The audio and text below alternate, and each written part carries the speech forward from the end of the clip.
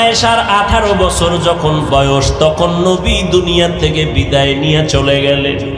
এরে নবীর উম্মতিরা, ও যুবকেরা, ও বৃদ্ধ বাবাজিরা, ও ব্যবসায়ীরা, ও পর্দার আড়ালের আম্মা জানেরা, আম্মা জান আয়েশা বলেন, নবী বেয়াদবি যদি না করে থাকি তো কেন কাঁদেন?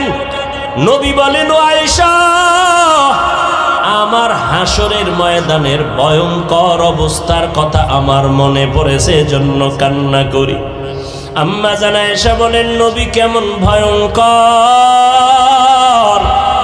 ও যুবক, পাও দুইটা আগাইয়া দাও, যদি বলো কোরআন মিথ্যা একটা প্রমাণ দাও, আমি এখন দাড়ি ফালায় দিব, নামাজ রোজা টুপি দাড়ি ফালাইয়া প্যান্ট শার্ট পরে চলবো। কিন্তু আজও পর্যন্ত 1500 বছর হয়ে গেল একটা ভুল কেউ বের করতে পারে নাই, বরং শত লক্ষ লক্ষ বিধর্মীরা কালেমা পড়ে মুসলমান হয়ে গেল। ওই আল্লাহ